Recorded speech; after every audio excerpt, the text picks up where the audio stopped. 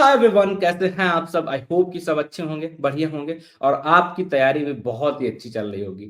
तो चलिए आज हम लोग बात करने वाले हैं अपने आगे के कुछ क्वेश्चंस के बारे में, जिसमें हम कवर करेंगे क्वेश्चन नंबर 77 से लेके आई थिंक 80-85 तक। ठीक, कम क्वेश्चन रखेंगे, थोड़ा सा शॉर्ट वीडियो रखेंगे ताकि आपको दिक्कत ना हो। तो कैसे हम करते हैं, बिलीव आपको लास्ट वीडियो में पता चल चुका। हम क्वेश्चंस के सारे जो ऑप्शंस होते हैं उनको डिटेल में डिस्कस करेंगे, उससे रिलेटेड टॉपिक को वहां पर डिस्कस करते हैं और इसके साथ एक दो एमसीक्यू भी आपको देते हैं ताकि आप थोड़ा सा प्रैक्टिस कर पाओ उस टाइप के क्वेश्चन, क्योंकि जो प्रीवियस ईयर क्वेश्चन होता है उसका आपको आइडिया लग जाना चाहिए कि क्या हमारे लिए इंपॉर्टेंट है, राइट?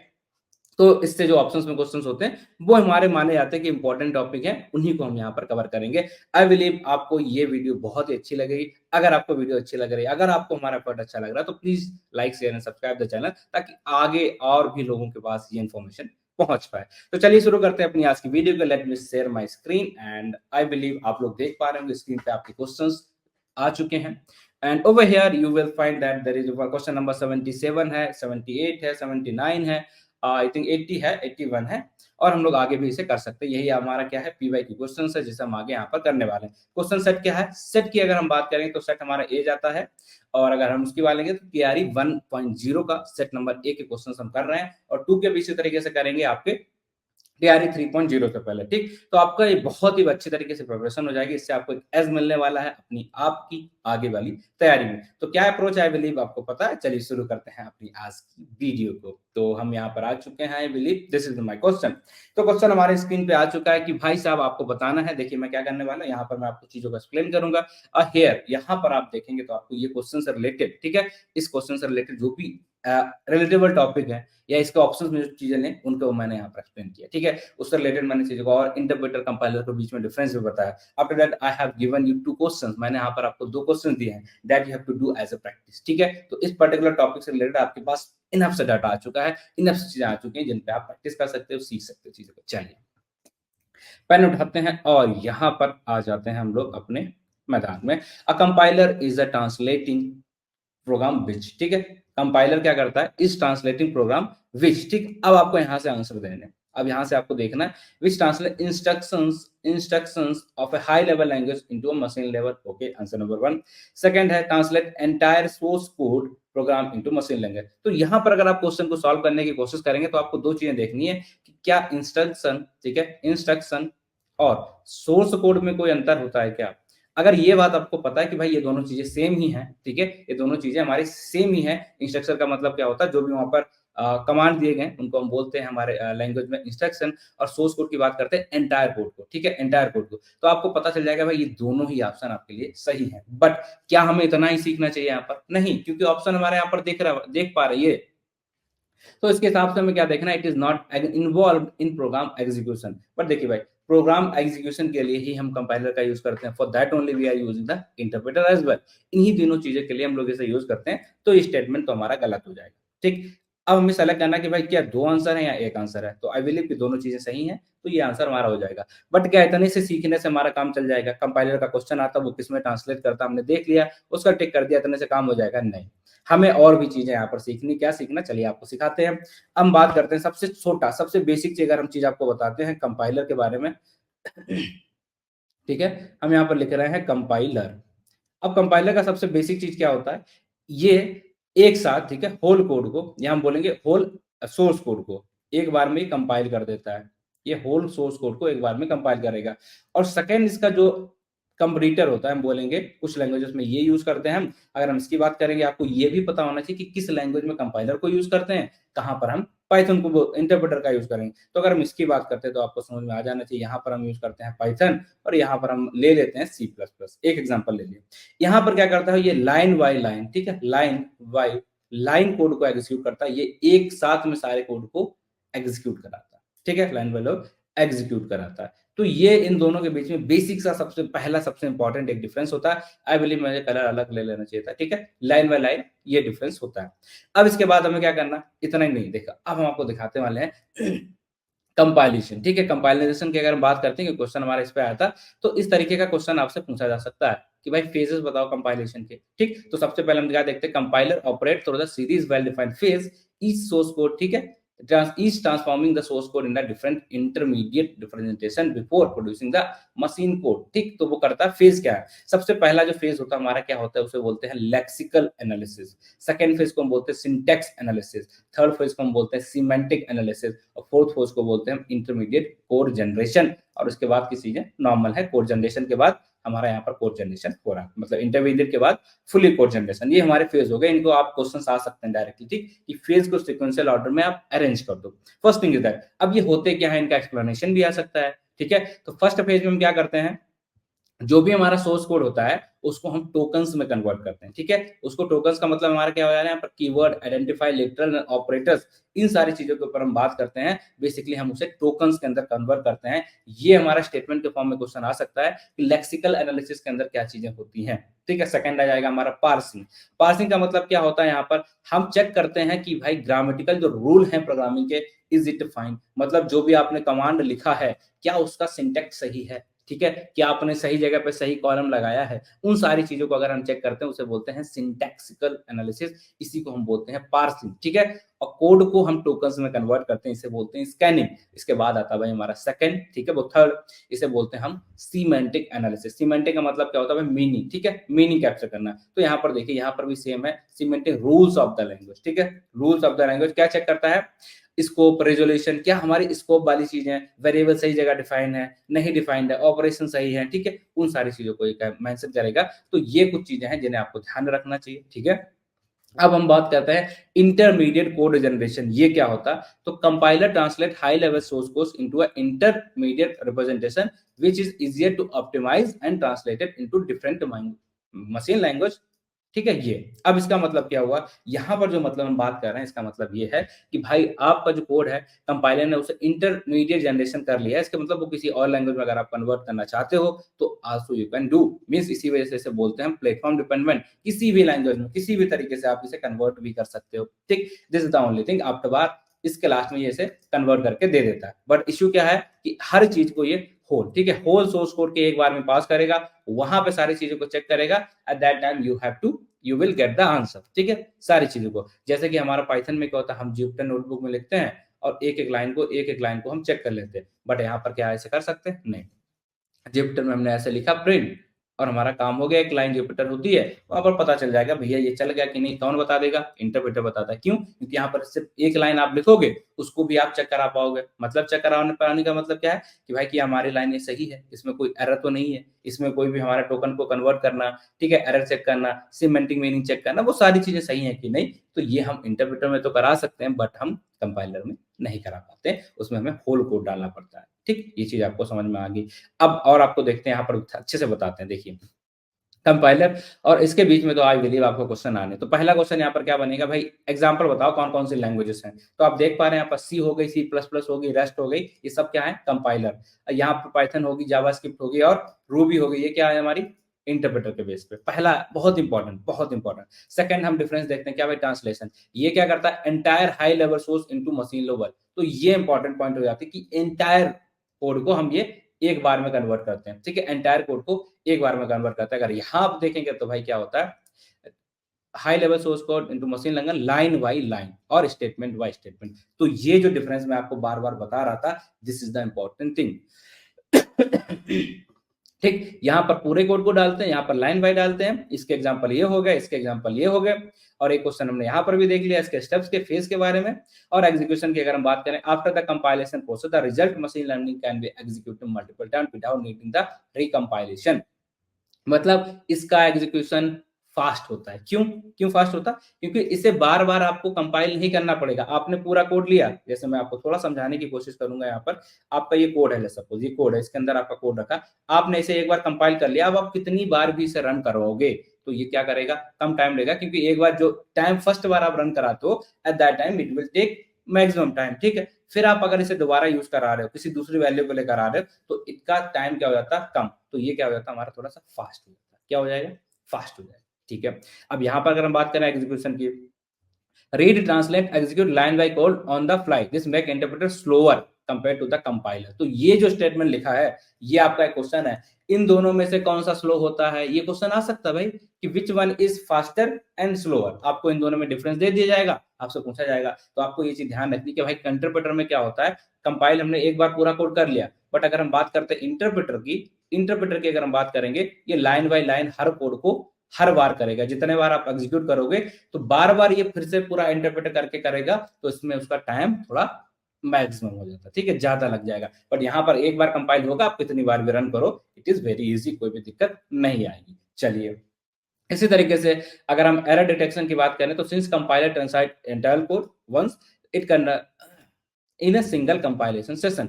तो जो एरर बताता है, जब भी आप कंपाइल करोगे तभी आपको एरर पता चलेगी। जबकि यहाँ पर क्या होता है, एरर जो है आपकी ऑन द स्पॉट, ठीक है, ऑन द स्पॉट आपको पता चल जाती है कि कहाँ पर एरर आई। तो इसलिए पाइथन या हमारी इंटरप्रेटर वाली जो लैंग्वेजेस होती हैं थोड़ी सी आसान हो जाती हैं, क्योंकि वहां पर आपको उसी जगह पे पता चल जाता है। जबकि यहाँ पर आप पूरा कोड लिखोगे, कंपाइल करोगे, तब आपको पता चलेगा आपकी एरर क्या है, ठीक है, आपकी एरर क्या आई है उस समय पता चलेगा। तो ये डिफरेंस होता है कंपाइलर इंटरप्रेटर पे। यहाँ पे 4 से 5 क्वेश्चन मैंने जो भी हाईलाइट किए वो आपको ध्यान रखने हैं, ठीक है, उन सारे क्वेश्चन को आपको पढ़ के जाना है। और इसके अलावा यहाँ से भी 1-2 क्वेश्चंस बन सकते हैं एग्जाम के अंदर, और इसके लिए मैंने यहाँ पर प्रैक्टिस के लिए भी दिया है। तो आई बिलीव इस टॉपिक को मैंने अच्छे से आपके लिए कवर कर दिया।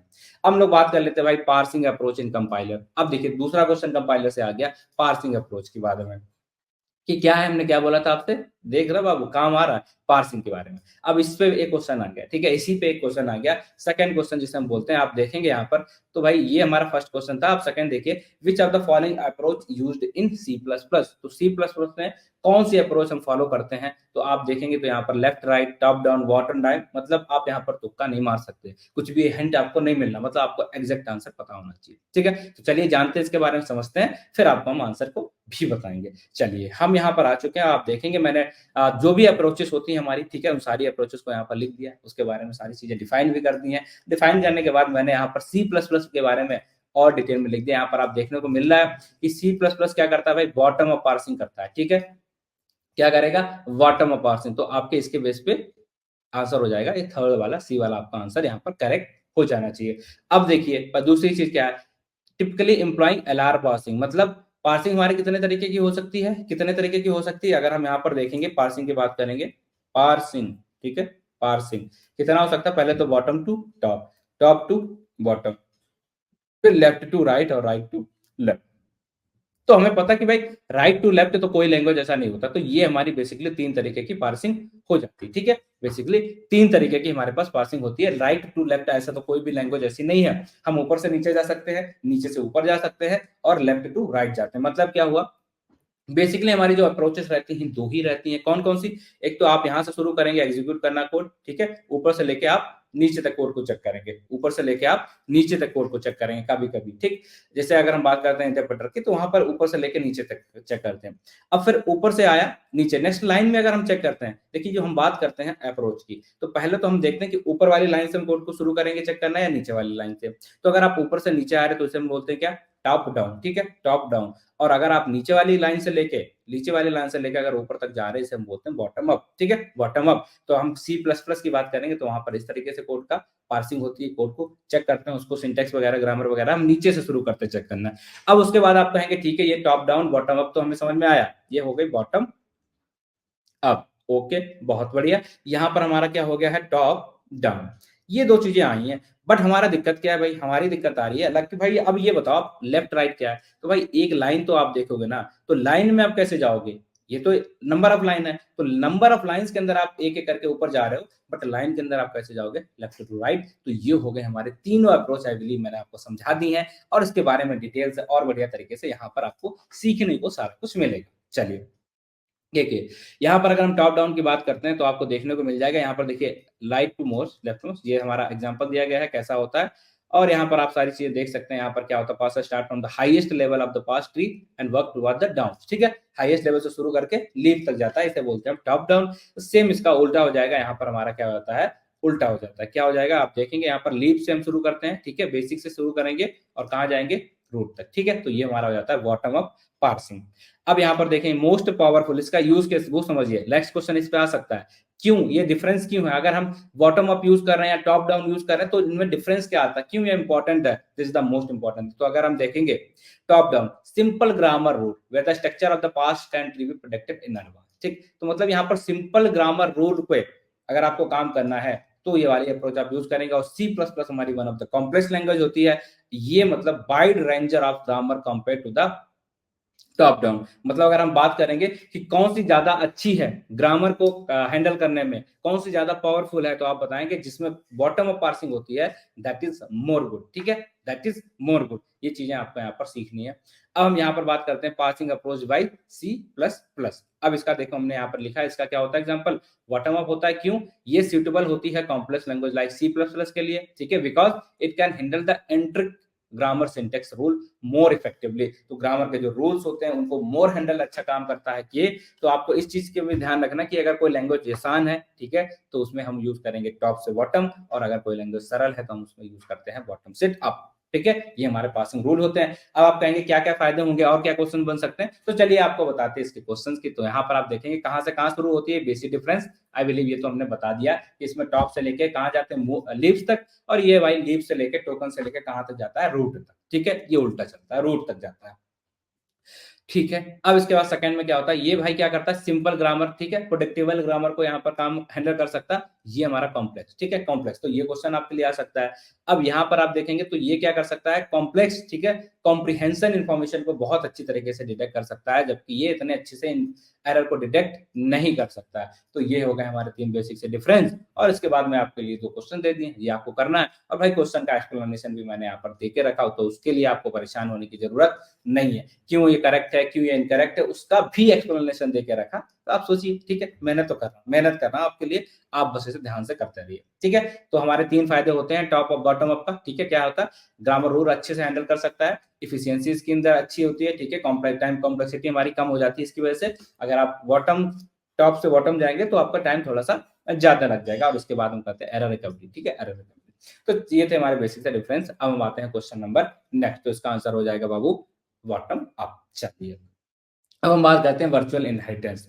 तो वर्चुअल इनहेरिटेंस पे पहुंचने से पहले तो आपको ये पता होना चाहिए भाई हमारा इनहेरिटेंस क्या होता है, क्या है इनहेरिटेंस क्या होता है, इसका कॉन्सेप्ट आपको हल्का सा पता होना चाहिए। तो मैं हल्का सा बताने की कोशिश करूंगा वर्चुअल इनहेरिटेंस से पहले कि इनहेरिटेंस क्या होता है, इनहेरिटेंस क्या होता है। अब हम अगर इनहेरिटेंस की बात करें तो आपको यहाँ पर समझ जाना चाहिए कि हम क्या कर रहे हैं, किसी एक क्लास, ठीक है, एक क्लास है, सपोज हमारी क्लास का नाम है एनिमल, इस क्लास को कहीं और भी यूज करने की कोशिश हम कर रहे हैं किसी दूसरी क्लास के अंदर, ठीक है, तो इस कॉन्सेप्ट को हम बोलते हैं इनहेरिटेंस। मतलब फीचर्स किसी और के हैं, ठीक है, इस क्लास के अंदर हमने कोई चीज लिखी है और उसको हम किसी दूसरे क्लास के अंदर यूज कर लें, ठीक है, इस प्रोसेस को हम बोलते हैं इनहेरिटेंस, ठीक है, इस प्रोसेस को हम बोलते हैं इनहेरिटेंस। तो ये हमारी जो ऊपर वाली क्लास है जिसे हम यूज करना चाहते हैं इसे हम बोल देते हैं हमारा बेस क्लास, ठीक है, और ये वाली जो क्लास होती है इसे हम बोल देते हैं इनहेरिटेड क्लास, ठीक है, कि यहाँ पर चीजें हमारी इनहेरिट की गई, ठीक है। चलिए अब देखना हमें क्या कि अब ये वर्चुअल इनहेरिटेंस क्या है, वर्चुअल इनहेरिटेंस का मतलब क्या होता है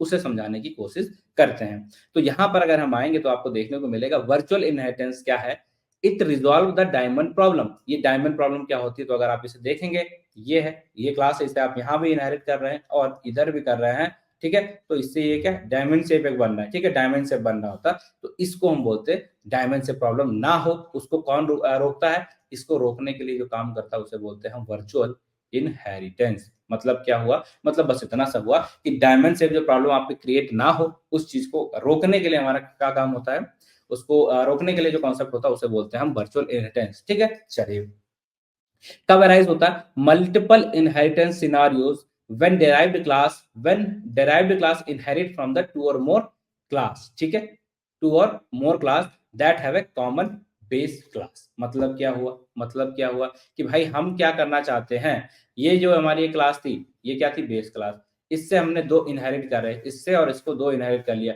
अब इनका यूज करके हम यहाँ पर कुछ चीजें इनहेरिट कर रहे हैं, तो ये बन गई हमारी डायमंड क्लास। इसी को रोकने के लिए हम लोग यूज करते हैं वर्चुअल इनहेरिटेंस, ठीक है, कि डायमंड से ना बचे, कि जिन क्लास को आपने इनहेरिट किया था बेस क्लास से उसी से अगर आप कुछ इनहेरिट करने जा रहे हो तो यही होता है भैया हमारा, ठीक है, तब ये सिचुएशन हमारी बन जाती है। तो आप देखेंगे it is technique that used to ensure that only one instance of the base class exist in a memory while multiple derived class inherit from it। ठीक है, आप समझ पा रहे होंगे क्या लिखा है यहाँ पर।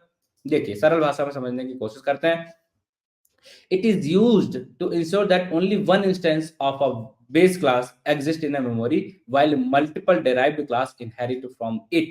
मतलब कि भाई साहब, आप अगर हमने इसे इस क्लास से, ये बेस क्लास से अगर हमने यहाँ पर इनहेरिट किया है और यहाँ पर भी मेरा इनहेरिट किया, अगर हम इसे मेमोरी में डाल देंगे दोनों क्लासेस को, ए एंड बी को, तो क्या हो जाएगा, दोनों मेमोरी में होंगी तो हम इससे भी तो इनहेरिट कर सकते हैं। तो अगर हम इससे भी किया तो हम इससे भी कर सकते हैं। तो हमारी ये बन जाएगी इश्यू क्या, डायमंड प्रॉब्लम। ठीक है, ये बचाने के लिए हम क्या करते हैं, एक तो मेमोरी हम सिर्फ लिमिट लगा देंगे कि जो दूसरा बेस क्लास हम इससे करेंगे उसे हम बोल देंगे वर्चुअल। ठीक है, वो हमारा रियल इनहेरिटेंस नहीं होगा, उसे हम क्या बोल देते हैं, वर्चुअल। वर्चुअल कर दिया तो इसका मतलब उसे मेमोरी में जगह नहीं मिलेगी, तो उससे आप इनहेरिट भी नहीं कर सकते हो। तो ये होता है हमारा वर्चुअल इनहेरिटेंस का कॉन्सेप्ट। आई बिलीव ये आपको समझ में आया होगा। ठीक है, क्यों हम इसे यूज करते हैं, it is avoiding ambiguity and redundancy. ठीक है, रिडंडेंसी एंड एम्बिग्युइटी को रोकने के लिए हम इसे यूज करते हैं। डायमंड प्रॉब्लम क्या होता है, वो सारी चीजें यहाँ पर लिखी हैं। ठीक है, अब आप देख लीजिए इसका सिंटेक्स भी मैं आपको यहाँ पर दिखाता हूँ। देखिए आपको क्या देखने को मिल रहा है, एक क्लास है एनिमल। ठीक है, जिसको हमने यहाँ पर, ये मैमल क्लास है। ठीक है, इसके अंदर हमने क्या किया, वर्चुअल इनहेरिटेंस का करके दिखाया।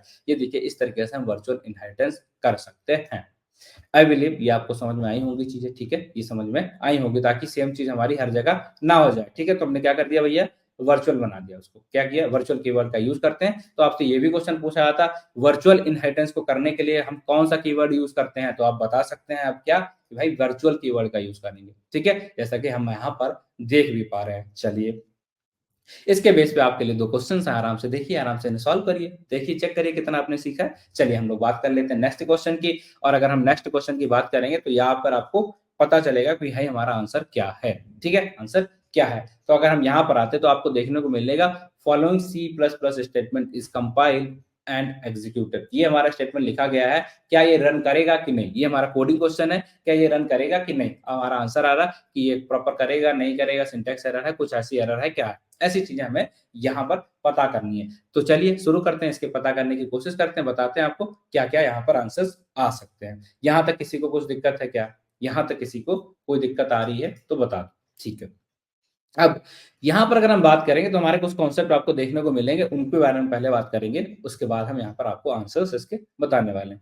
तो ये जो कॉन्सेप्ट हमने यहाँ पर यूज किया, आप देख पा रहे हैं यहाँ पर वर्ड लिखा है ये। ठीक है, ये पॉइंटर, डिलीट पॉइंटर, ये सारी चीजें क्या है, इसका पर्पस क्या होता है, ये है क्या एक्चुअली। ठीक है, हम सिंटेक्स ऐसे डायरेक्टली नहीं समझ सकते जब तक हमें उसके बारे में पता ना हो। तो हमारा जो कॉन्सेप्ट यहाँ पर आप देख पा रहे हो, ये इंट पॉइंटर लिखा है हमने, पॉइंटर इक्वल टू 10 लिखा और डिलीट पॉइंटर सेम चीज है। तो ये हो क्या रहा है एक्चुअली, यहाँ पर कॉन्सेप्ट क्या यूज हो रहा है, ये जानना बहुत बेहद ही जरूरी है। तो देखिए आप यहाँ पर क्या कर रहे हैं, सबसे पहले हमने क्या करना, इसे बोलते हैं हम डायनेमिक मेमोरी एलोकेशन। ठीक है, डायनेमिक मेमोरी एलोकेशन, इसका मतलब क्या हुआ कि आपका जब प्रोजेक्ट एग्जीक्यूट हो रहा है उसी टाइम आप क्या कर रहे हैं, ठीक है, अलग से मेमोरी को वहां पर डाल सकते हैं क्या, इस प्रोसेस को हम बोलते हैं डायनेमिक मेमोरी एलोकेशन। ठीक है, और अगर उस मेमोरी को आप हटा दें तो उसे बोलते हैं डीलोकेशन। तो dynamic memory allocation and deallocation का कॉन्सेप्ट हम यहाँ पर यूज कर रहे हैं। तो अगर हम यहाँ पर बात करके दिखाते हैं तो इसे करते कैसे हैं, ऑपरेटर्स क्या होते हैं, तो आपसे ये क्वेश्चन नेक्स्ट एग्जाम में पूछा जा सकता है कि भाई न्यू ऑपरेटर क्या होता है। ठीक है, इसका काम क्या होता है, सिंगल ऑब्जेक्ट को हम देते हैं कहाँ, allocate memory for a single object and return pointer to an object. देख पा रहे हैं आप यहाँ पर, देख पा रहे हैं। ठीक है, ये हमारा न्यू, ठीक है, न्यू इंटीजर, इसका मतलब क्या है, allocate memory for an integer. ठीक है, फिर हमने क्या किया, इसका एलोकेटेड मेमोरी का यूज किया, मतलब एक पॉइंटर यहाँ पर बनाया तो उसके अंदर वेरिएबल डाल दिया है 10। और उसके बाद आप देखेंगे इस पॉइंटर को हमने जो बनाया था यहाँ पर उसे डिलीट कर दिया, मतलब डी एलोकेट द मेमोरी, हमने यहाँ पर उस पॉइंटर को हटा दिया। तो कैसे करते हैं, न्यू ऑपरेटर का यूज करके और डिलीट ऑपरेटर का यूज करके, ये डायनेमिक जो एलोकेशन है, डिलो एलोकेशन है, वो हम सारी चीजें कर सकते हैं। तो इस बेस पे हमारा क्या हो जाएगा भाई, ये एग्जैक्ट जो हमारा आंसर है वो सही है। ठीक है, वो हमारा आंसर सही है, ये चीज हमें यहाँ पर समझ में आई। और इसके अलावा एक और कॉन्सेप्ट होता है भाई हमारा नल पॉइंटर एंड डिलीट। ठीक है, नल पॉइंटर एंड डिलीट, तो आप देखिए कि नल पॉइंटर क्या होता है, pointer that does not point at any memory location. Pointer तो हमने बनाया बट वो किसी भी मेमोरी को अगर लोकेट नहीं कर रहा। ठीक है, ये हमने पॉइंटर बनाया बट किसी भी मेमोरी को वो लोकेट नहीं कर रहा, हमने क्या वैल्यू डाल दी है, नल, तो उसे बोलते हैं हम नल पॉइंटर। ठीक है, अब यहाँ पर आता है हमारा डिलीट। डिलीट पॉइंटर का मतलब क्या होता है, null pointer no operation is perform which is safe. ठीक है, if delete is called on null operator, no operation is performed which is safe, ठीक है. However, attempting the reference pointer using delete pointer that was not allocated. तो आप सारी चीजें यहाँ पर समझने की कोशिश करिए. हमने एक null pointer बनाया, ठीक है. यहाँ पर कोई भी ऑपरेशन यहाँ परफॉर्म नहीं किया गया तो हम उसे डिलीट कर सकते हैं, ठीक है. उसके ऊपर कोई भी ऑपरेशन परफॉर्म नहीं करा गया, उसे हम डिलीट भी कर सकते हैं. इसी तरीके से आप यहाँ पर देखेंगे, सेम चीजें आप आराम से पढ़िएगा, समझिएगा, थोड़ा सा देखिएगा, आपको चीजें समझ में आ जाएंगी, ठीक. तो मैंने यहाँ पर नल पॉइंटर का कॉन्सेप्ट आपको समझा दिया है, डायनेमिक मेमोरी एलोकेशन का कॉन्सेप्ट बता दिया है, कैसे ये एलोकेट की जाती है, उसके लिए क्या वेरिएबल्स होते हैं, क्या कीवर्ड्स हम यूज करते हैं. I believe everything I have clear over here, ठीक है. सारी चीजें मैंने यहाँ पर आपको बता दी और दो बढ़िया बढ़िया क्वेश्चन दे दिए जिन्हें आप सॉल्व कर लो, ठीक है, जिन्हें आप सॉल्व कर लो. आज के लिए हमारा वीडियो काफी देर हो चुकी है. आई थिंक एक क्वेश्चन और कर लेते हैं ताकि आपको चीजें थोड़ा और पता चले, ठीक है. अब देखिए सेम क्वेश्चन हमारा आ गया, डिलीट और ये डिलीट, ठीक. आप देख पा रहे हैं दो क्वेश्चन है, एक डिलीट है और एक सिंपल डिलीट और ये नॉर्मल सा डिलीट.